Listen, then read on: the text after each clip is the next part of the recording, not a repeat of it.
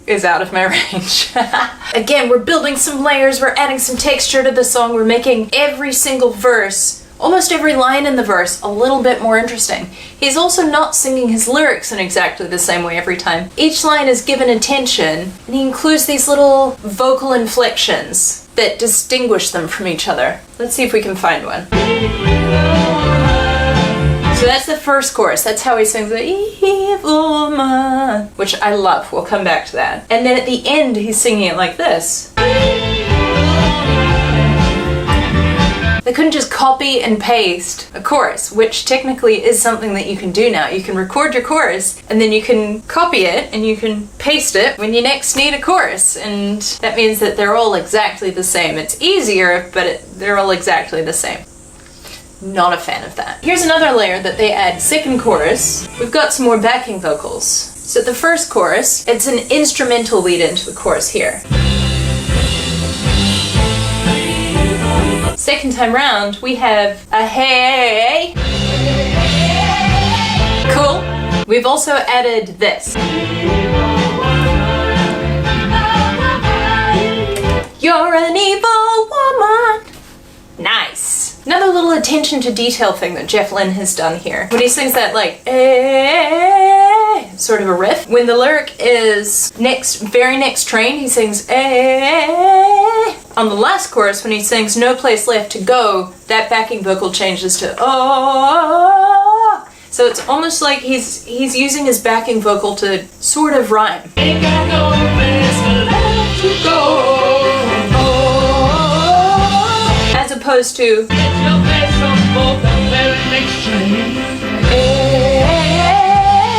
pretty cool. I'm gonna take a second and indulge in a touch of over-analysis, right? Right before the chorus, a major chord comes in, and it's right after he's sung his ha-ha line. So most of the verses are about her wrongdoings and his mean-spirited comebacks to them. That ha-ha in the major key is kind of like an I won, you lost. But we jump straight back into the chorus with that same repeating chord pattern. I'm certain that this is unintentional, but I do really enjoy that, to me anyway, sends the message that these sort of spiteful, acrimonious, vengeful feelings are not the way out of a bad relationship. If you hold on to those grudges, you just end up in an endless spiral, like this chord sequence. Vengeance is nice in the short term, but it does not make you feel better in the long. Yeah?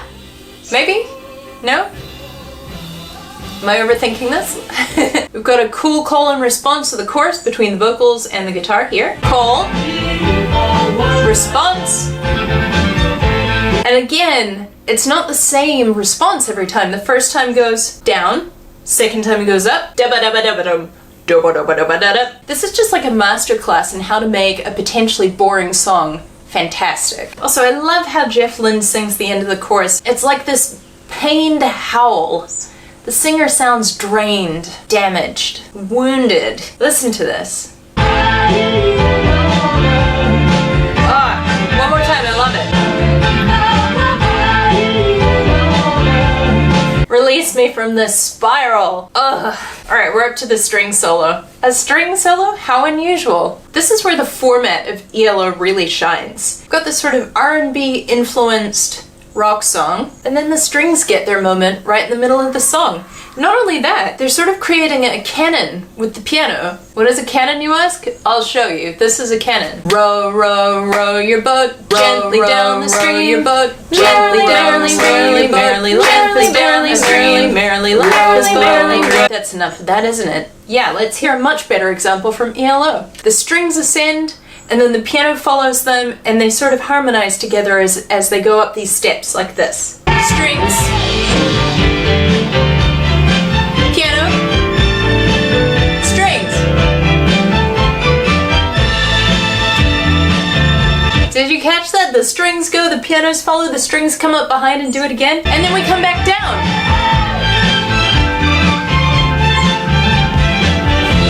And we arrive at this.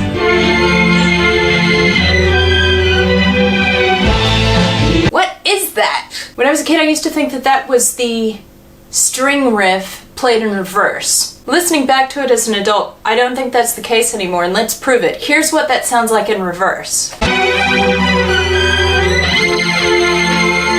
I think instead what they've done is they've heavily processed it with like a phaser, which is the thing I described a couple of weeks ago that goes see if you can hear it. It's why the strings sound different in this part. Do you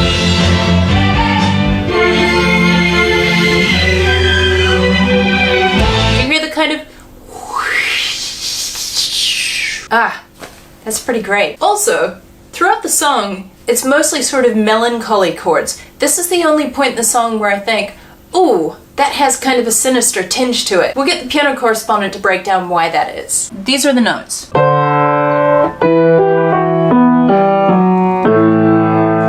This note here makes our E chord this. Oh, sinister, especially after this.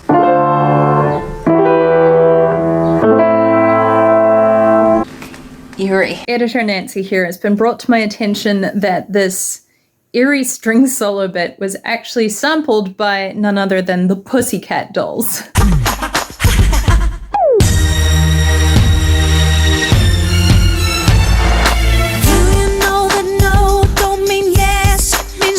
You're welcome. So again, this is a very simple song with very simple chords, although they are nice chords. But a lot of the song sounds really big because it's got this powerhouse of strings behind it, just holding it up. You really hear that in the solo, and then it carries through to the final choruses. Huge, very simple song, not much is going on, but you've got these strings. Big song all of a sudden. Nice work, ELO. There's one last thing that I would like to say about this song. And it's only a very small detail. And that's how Jeff Lynne sings the line, "Thought I saw love smiling in your eyes." It's so delicate and so, again, so wounded. This is a man who has been hurt badly by this evil woman. Here it comes.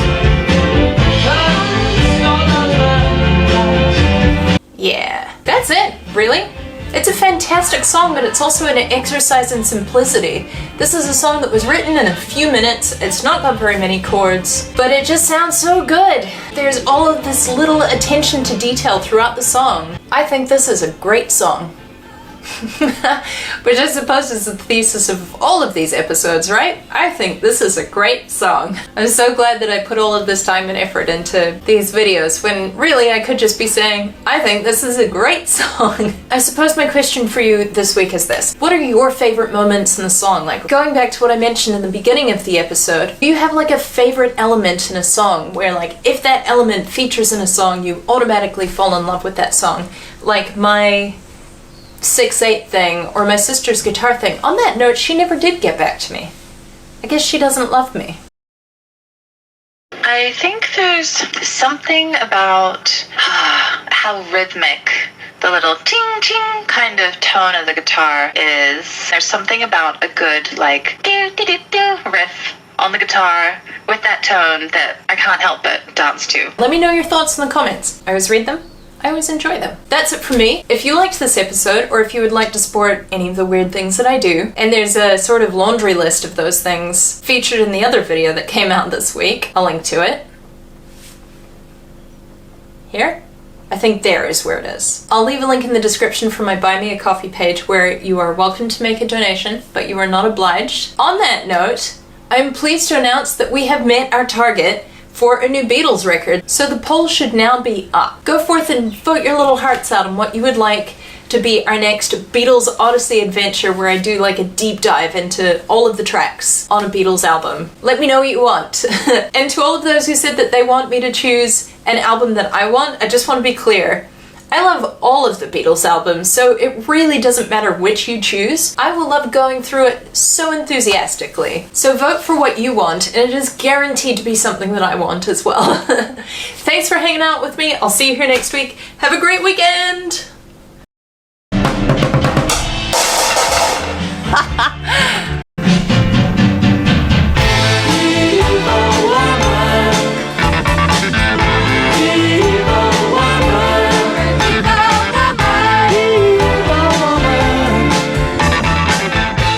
I love you too, but you can't play the piano right now. I'm the piano correspondent.